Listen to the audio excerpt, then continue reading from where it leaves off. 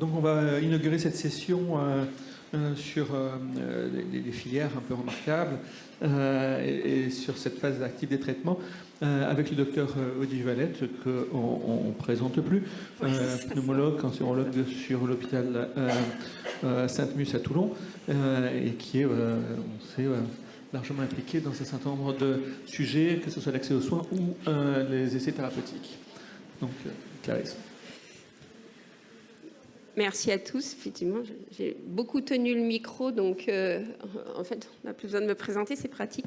Alors, merci infiniment au comité scientifique de m'avoir invité à vous présenter l'optimisation des parcours de soins en cancérologie thoracique. On est désolé, mais on est quand même pas mal de pneumocancérologues et on vous bassine avec le cancer du poumon, mais c'est quand même un grand plaisir pour une fois qu'on parle beaucoup de cancer du poumon et pas des autres cancers. Donc on ne va pas se priver. La présentation concerne en fait l'optimisation des parcours de soins en cancérologie thoracique qui a été issue d'un appel à projet. Alors j'insiste, j'ai beaucoup de liens d'intérêt, mais bon, c'est quand même la loi de les présenter, mais c'est... Voilà. Mais je suis assez fière de ma diapositive, donc je la remets à chaque fois. Donc en fait, cette présentation est issue d'un appel à projet qui avait été proposé par l'ARS sur 2 sessions successives, une en 2023, une en 2024, dont l'objectif global était d'améliorer l'accès rapide au diagnostic et aux soins pour les patients atteints de cancer dans les cancers de mauvais pronostic.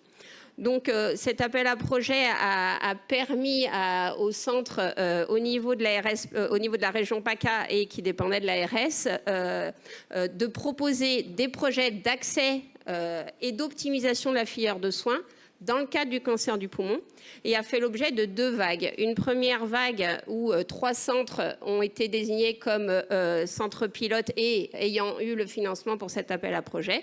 Et une deuxième vague où 3 centres suivants ont également bénéficié de cet appel à projet. Donc comme vous pouvez le voir dans le communiqué de presse de juin 2024, les 3 premiers centres étaient donc l'APHM, Avignon et j'en perds mon latin, de l'hôpital d'instruction des armées de Toulon.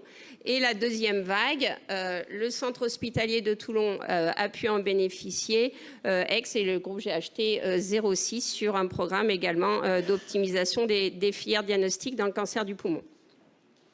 Donc, l'idée, c'était vraiment de présenter, dans le cadre de cet appel à projet et pour être retenu, une collaboration avec l'ensemble des acteurs publics et privés. C'est ce que donc on a essayé de démontrer et l'objectif est ensuite d'avoir une labellisation de centres experts. Donc les principes sont d'établir un accès privilégié aux consultations oncologie thoracique, quelle que soit la filière d'adressage. Donc en prenant toutes les parties, c'est-à-dire le patient qui va se débrouiller tout seul pour établir sa stratégie diagnostique, parce que malheureusement, malgré tous les dispositifs qu'on peut mettre en place, on se rend compte que les patients sont souvent tout seuls dans leur parcours. Le réseau de ville avec l'implication des CPTS, l'implication des médecins généralistes, mais aussi de tous les acteurs de soins. Et puis toute la coordination hospitalière et essayer de sortir de ce qu'on nous reproche souvent, à savoir notre hospitalocentrisme. Donc un délai rapide d'obtention de rendez-vous d'examen et une optimisation de la chronologie des rendez-vous, adapté au délai requis par l'INCa. Il y a quand même des critères qualité qui ont été émis par l'INCa. Il faut savoir que la discussion de ce type d'appel à projet était issue d'un groupe de travail qu'on a élaboré avec l'ARS PACA et puis le professeur Laurent Grélier et également Charles-Hugo Marquette sur les difficultés d'accès aux soins. Le délai moyen en France pour accéder entre la première radio et un cancérologue thoracique est supérieur à 50 jours, ce qui est quand même sacrément mauvais dans un pays où le système de soins est aussi développé que le nôtre. Donc développer l'articulation avec la ville dans un but de raccourcir les délais de prise en charge diagnostique et surtout tenir informé le médecin de ville du suivi de son patient et de la présence de cette filière. Et alors ça, c'est une lutte de tous les jours parce que forcément, un médecin généraliste, dans une année, il va avoir 2 cancers du poumon. Donc c'est pas de la même façon que la prise en charge du diabète, que l'hypertension artérielle, où c'est son quotidien. Donc c'est aussi difficile de faire des EPU parce qu'en fait, les journées n'ont que 24 heures et on ne peut pas mobiliser à chaque fois l'intégralité des généralistes pour leur faire des EPU sur le cancer du poumon alors que c'est une pathologie qu'ils vont voir 1 à 2 fois par an. Donc c'est communiquer, et à chaque fois qu'on a un médecin ou un correspondant de la ville qui est informé de notre filière, de lui expliquer comment se déroule la filière et comment ils pourront l'utiliser la prochaine fois. Donc tout le monde trouve que c'est très bien, mais c'est tous les jours. Et on s'aperçoit chaque jour ou chaque semaine que nos correspondants ne sont pas au courant qu'on a cette filière de diagnostic. L'idée, c'est quand même d'anticiper les hospitalisations par entrée directe en évitant l'adressage aux urgences et supprimer le mythe de aller à l'hôpital aux urgences, comme ça vous aurez un pied dans l'hôpital et ça ira plus vite. C'est archi faux.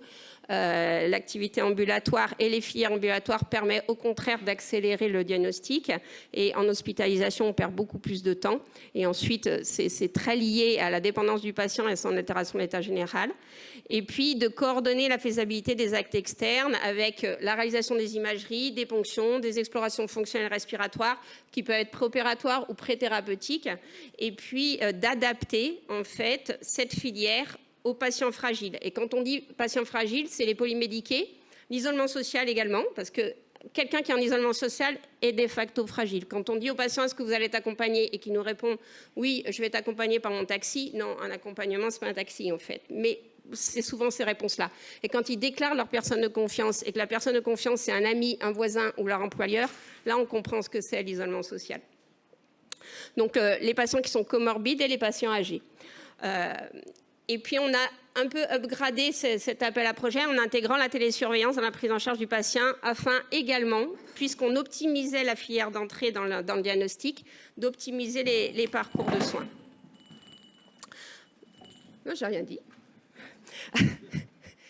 Donc, dans l'organisation de la filière des cancers du poumon, donc, comme on l'a dit, accès direct aux consultations, quel que soit le point d'entrée.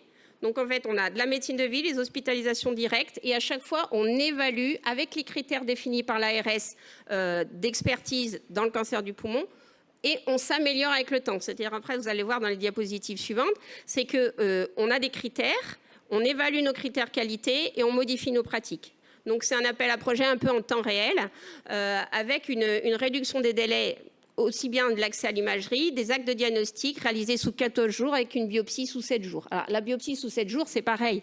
On le regarde dans nos critères d'évaluation, c'est qu'il faut aussi compter qu'il y a des échecs de biopsie, la technique n'est pas la bonne pour faire le diagnostic. Ça ne veut pas dire qu'on a perdu du temps. C'est qu'en fait, on a une succession d'examens qui vont aboutir au diagnostic et d'arriver à toujours garder le patient dans la filière et l'accompagner jusqu'au bout. Donc, la mise en place d'une cellule de coordination a été dédiée à l'organisation des diagnostics, avec la réalisation des imageries, des biopsies, des explorations. Et cette filière est à la charge de l'établissement. C'est-à-dire que le patient est pris en charge entièrement. On préfère, en fait, c'est la façon dont on communique, on préfère que le patient arrive, entre guillemets, nu de tout diagnostic et nu de tout examen, et qu'on organise tout.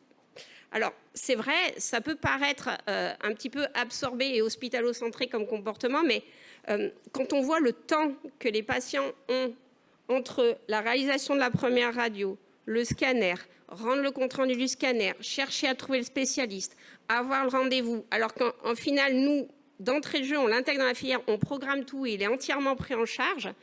Mais ça peut être aussi psychologiquement vécu de façon assez violente, parce que forcément, dès qu'on est à l'hôpital, on est malade. C'est un peu comme quand on rentre dans un centre de lutte contre le cancer, on n'y va pas parce qu'on a la grippe.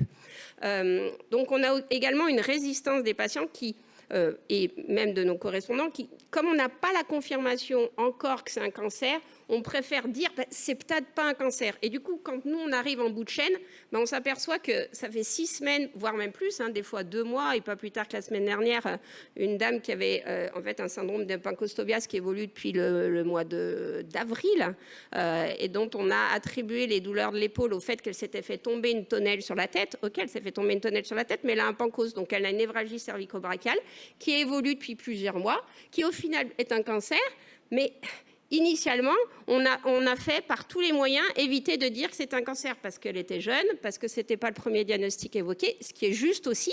Mais quand nous, on se positionne au bout de la file en tant que cancérologue, on se dit qu'on a perdu 6 semaines, voire plus. Donc, c'est tout ce qui est compliqué à organiser parce que tout n'est pas un cancer. On peut aussi avoir une névralgie cervico-brachiale parce qu'on s'est fait tomber une tonnelle sur la tête. Et heureusement que tous les gens qui prennent une tonnelle sur la tête n'ont pas un cancer avec un Pancoast. Donc le principe était d'organiser cette coordination avec une ligne directe de communication, un accès facilité pour les médecins généralistes avec un numéro unique et un mail.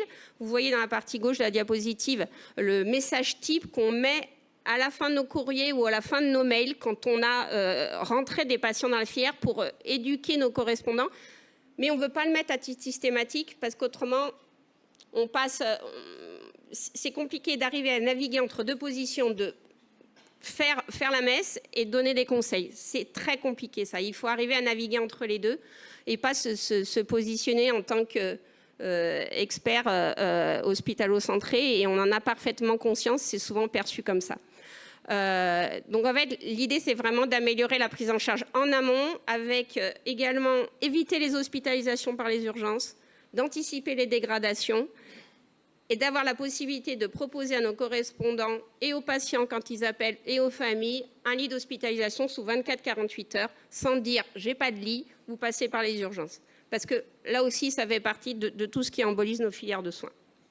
Donc, lorsqu'on a intégré également dans ce projet la télésurveillance et l'innovation numérique, alors on a fait le choix au niveau de l'établissement d'intégrer la télésurveillance avec la solution résilience pour optimiser le suivi de nos patients, de détecter de façon précoce en fait les événements indésirables et d'avoir une meilleure communication avec les patients. Alors c'est vrai qu'on avait déjà des outils qui étaient parfaitement optimisés, type Doctolib pour la gestion des consultations. Donc, c'était un peu une bascule numérique pour des patients qui étaient déjà intégrés dans de la téléconsultation. Donc ça a été facile. Mais après, il faut faire re-rentrer des patients qui ne sont pas forcément habitués à manier des outils informatiques et qui sont bloqués soit par l'isolement social, parce que contrairement à ce qu'on peut penser, mais les jeunes sont plus réfractaires que les sujets âgés à faire des solutions numériques, et d'autonomiser les patients dans leur prise en charge sans générer de l'anxiété. Donc, c'est réduire les visites inutiles à l'hôpital, des gens qui sont dépendants, qui habitent loin, qui sont éloignés des centres de soins, qui n'ont pas de moyens de transport et qui vont prendre un moyen de transport pour venir à une simple consultation pour surveiller une thérapie ciblée ou mettre un hockey chimio, c'est beaucoup trop lourd, pour notre système de soins et pour le temps médical qui est de plus en plus limité. D'avoir un suivi en temps réel des patients, permettant la détection précoce des effets secondaires et l'ajustement des traitements. Et puis surtout, d'avoir un énorme impact sur l'organisation hospitalière et d'avoir une réduction des hospitalisations d'urgence. Et quand les patients sont entre deux traitements, ou alors, malheureusement, dans le cancer du poumon, on n'a pas la chance comme dans les pathologies mammaires, mais on n'a pas des gens qui vivent plus de 10 ans. Enfin, maintenant, on est à 10 à 20%. Et c'est un pur miracle avec l'arrivée de l'innovation thérapeutique et de l'immunothérapie, des thérapies ciblées. Mais c'est quand même des patients qui, nous, sont d'entrée de jeu à partir du moment où ils sont métastatiques, sont dans une situation palliative selon la définition stricte du traitement palliatif. Donc, c'est des patients qui, à un moment donné, vont être amenés à rechuter malheureusement de leur maladie et qu'il va falloir, d'une part, qu'on accompagne dans ce cheminement-là, mais aussi qu'on détecte les critères précoces d'altération de l'état général qui vont nous faire dire il faut devancer le bilan. Est-ce que c'est un effet secondaire? Est-ce que c'est des signes de la maladie? Et donc, c'est tout l'avenir de l'intelligence artificielle de permettre de détecter dans ces logiciels de télésurveillance qu'est-ce qui relève d'un effet secondaire ou qu'est-ce qui relève d'une vraie dégradation de la maladie. Donc, pour revenir à l'appel à projet de l'ARS, au début, on s'est dit c'est très compliqué. On a reçu des tableaux qui ont été élaborés dans le COPIL dont je fais partie. Donc, on avait mis plein de critères. Il faut remplir des tableaux Excel. Ça paraît très compliqué. Mais en fait, on s'aperçoit avec le temps qu'au contraire, c'est très pertinent. Et on a adapté nos critères de consultation et nos critères de remplissage dans le logiciel informatique. Et là, comme vous pouvez voir, là, c'est tous les items qui sont demandés dans le questionnaire et le tableau l'ARS qui a à remplir là. Et tous ces items-là, on s'est rendu compte que dans nos comptes rendus informatisés, dans notre logiciel, il y avait des choses qu'on ne marquait pas. De la même façon que le premier point de contact à l'hôpital. Quel est le premier point de contact dans la filière de soins? Est-ce que c'est la première fois où il est passé aux urgences et que finalement il a été renvoyé chez lui et que le diagnostic n'a pas été évoqué?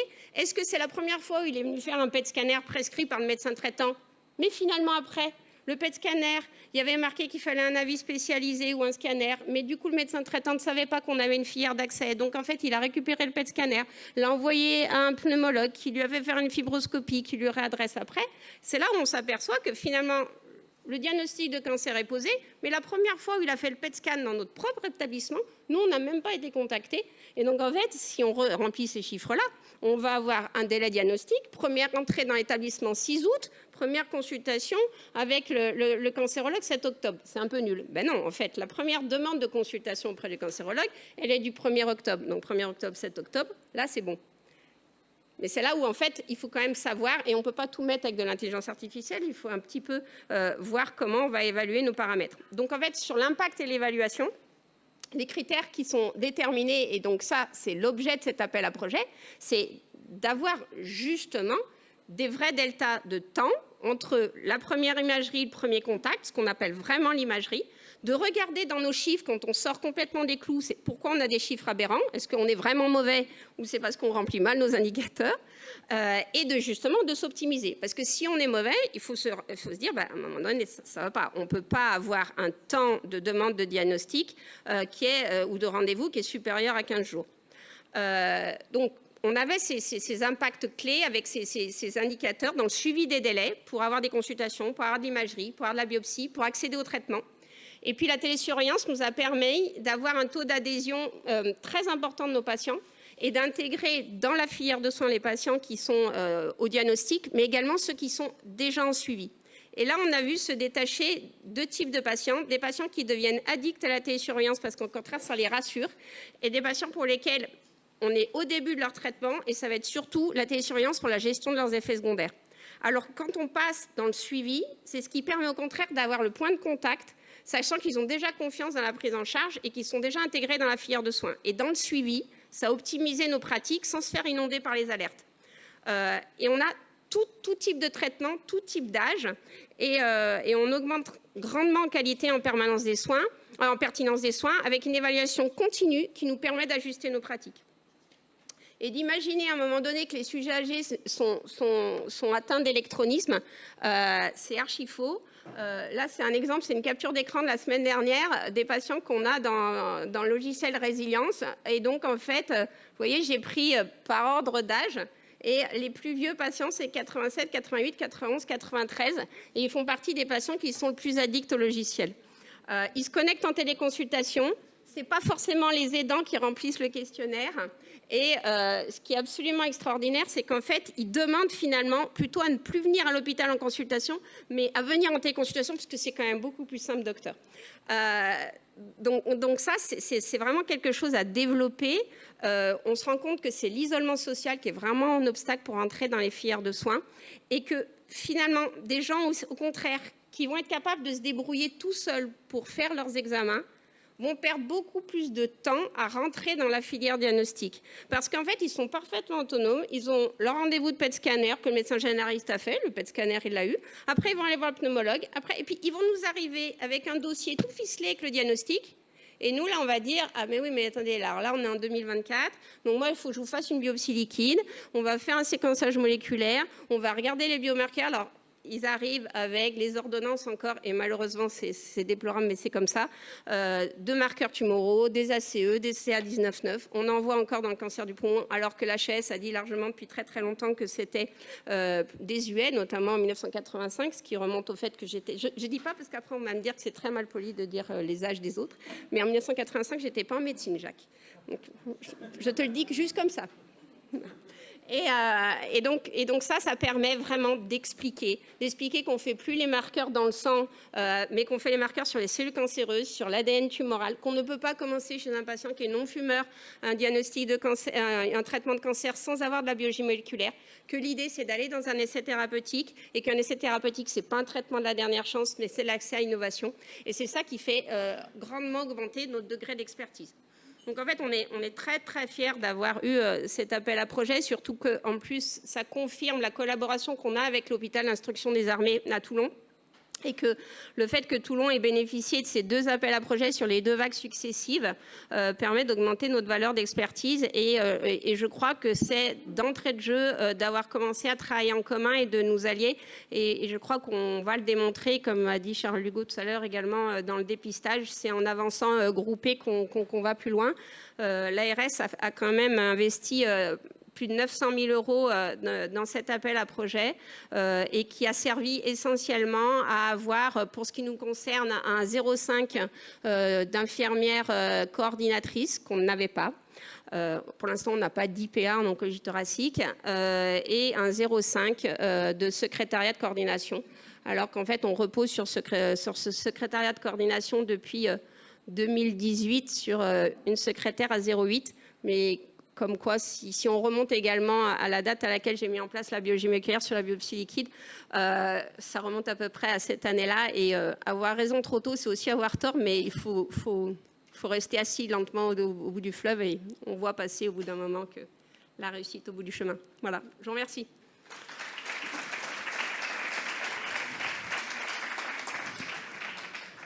Merci beaucoup pour cet exposé impressionnant. On a, comme on a une intervention, comme vous le savez, une intervention en moins, on a un peu plus de temps et on va peut-être essayer de discuter après chaque intervention. Pour ouvrir le débat, moi, d'une part, je trouve extrêmement pertinent d'arriver à mettre en place tout ça parce que ça permet de rationaliser les parcours et on voit bien qu'effectivement des choses qui paraissent toutes simples, le patient il a déjà tout son bilan et il arrive et il va pouvoir être soigné rapidement. En fait c'est contre-intuitif mais c'est pas comme ça que ça fonctionne. Donc je pense que c'est très intéressant de pouvoir décortiquer l'ensemble du parcours et d'essayer de faire en sorte qu'il soit le plus optimal possible. Et puis je pense que c'est peut-être un peu tôt aujourd'hui, mais dans l'avenir, on pourra peut-être aussi savoir quel est l'impact de ces organisations. Est-ce que ça a un impact sur la sollicitation des urgences qui sont toutes surchargées? Est-ce que ça a un impact sur non pas seulement les délais de prise en charge, mais les pronostics des patients? Et est-ce que ça a un impact sur le stade de diagnostic?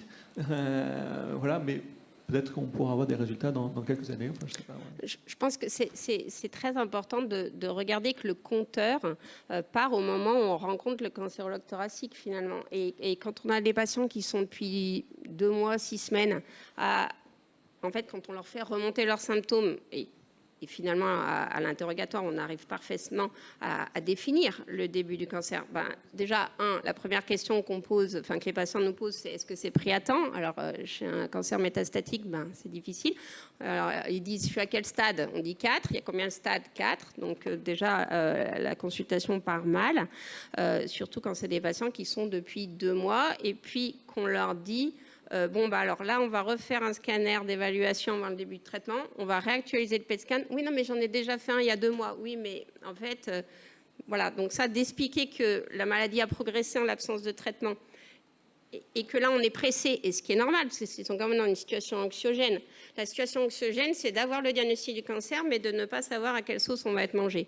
Donc en fait, nous, on doit arriver à avoir un degré d'expertise, parce qu'on ne va pas commencer un traitement en se précipitant sans avoir ni l'IRM, ni le bilan d'extension, mais de dire que tout le temps qui a été fait avant, c'est pas entre guillemets, c'est pas du temps perdu, mais c'est le temps qui a permis d'amener jusqu'au cancérologue au diagnostic, sachant qu'initialement, on ne pensait pas que c'était un cancer.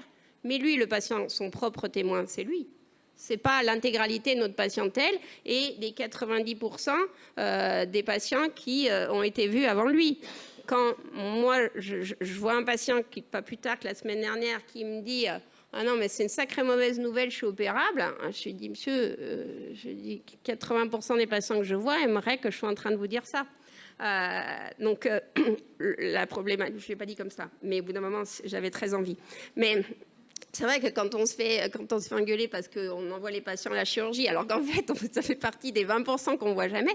Et de la même façon, quand on prend le cancer du non-fumeur, c'est 10% des patients. Mais pour eux, à titre individuel, c'est 100%. La statistique à titre individuel, elle n'a pas de valeur, c'est 0 ou 1. Donc en fait, un patient qui a un cancer du non-fumeur, déjà, il a mis beaucoup plus de temps que tout le monde à accéder à la filière de soins, parce que ce n'est pas la première hypothèse. Heureusement qu'on ne fait pas un scanner à tous les gens qui toussent.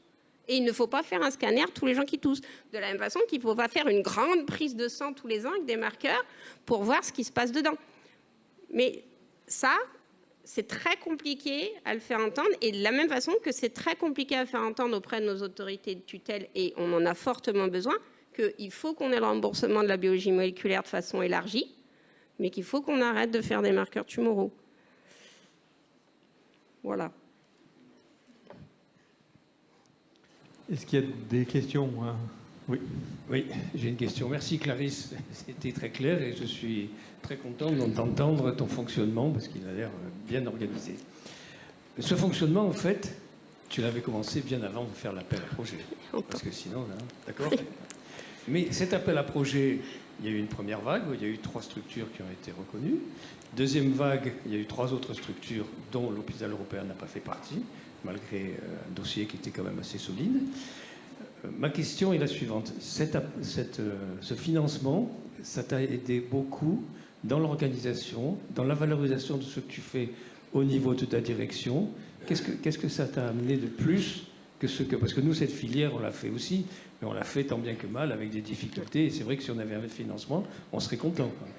Je pense à plusieurs choses. Les financements ont permis de recruter les 2 personnes dont on a parlé, c'est-à-dire qu'un 0,5 de secrétariat et un 0,5 d'IDEC.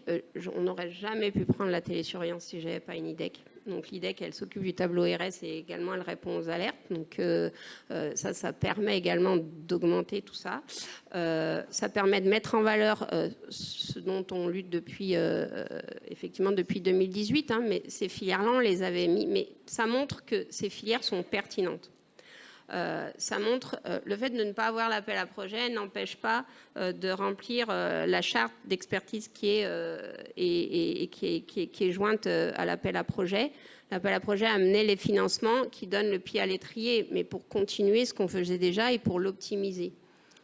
Je pense qu'ensuite, ça va permettre de labelliser des centres, d'une part, mais surtout de labelliser des critères. C'est-à-dire que est-ce qu'il est pertinent d'évaluer le délai entre la première imagerie et le premier contact avec l'établissement de soins, ou est-ce qu'il ne faut pas, au contraire, déclencher que dès qu'on a une suspicion diagnostique et qu'il y a un PET scan qui est demandé, est-ce qu'on ne doit pas générer une alerte au centre de soins?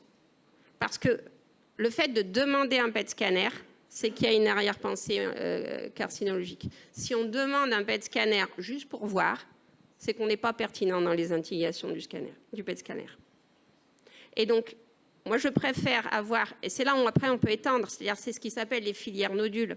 Dans la filière nodule, nous, on a mis, mais parce qu'on fonctionne comme ça, qui n'est pas forcément un fonctionnement facile à mettre quand on est plusieurs intervenants. Mais finalement, on avait un espèce de goulot d'étranglement, c'est-à-dire que jusqu'à 2017-2018, j'étais seule sur la pathologie néoplasique. Ensuite, on a recruté Mathieu Grangeon et Clotilde Fournier. Mais finalement, c'est quand même beaucoup plus facile de mettre en place, au sens strict du terme, des filières, sachant qu'on est parfaitement d'accord avec. Je suis assez d'accord avec moi-même.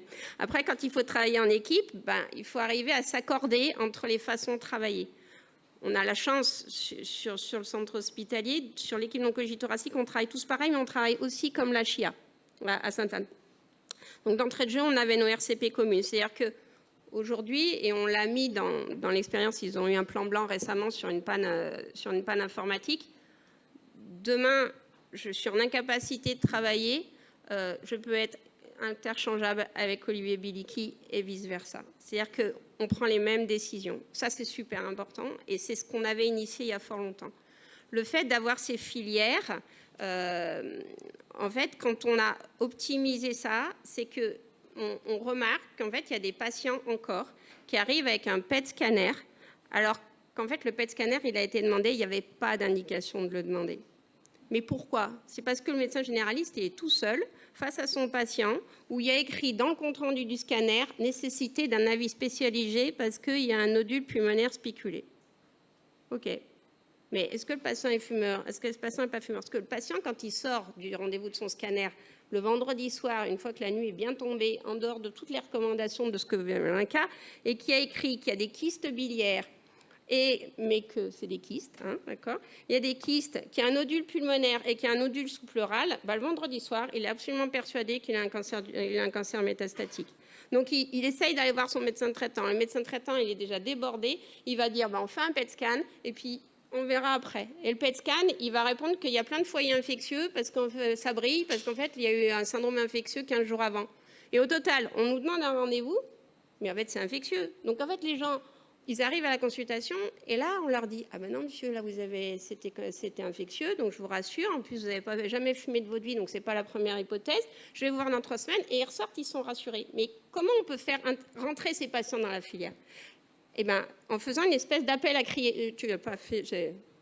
Tu m'as dit, je peux m'étaler, je m'étale. Et c'est Père Castor, c'est long.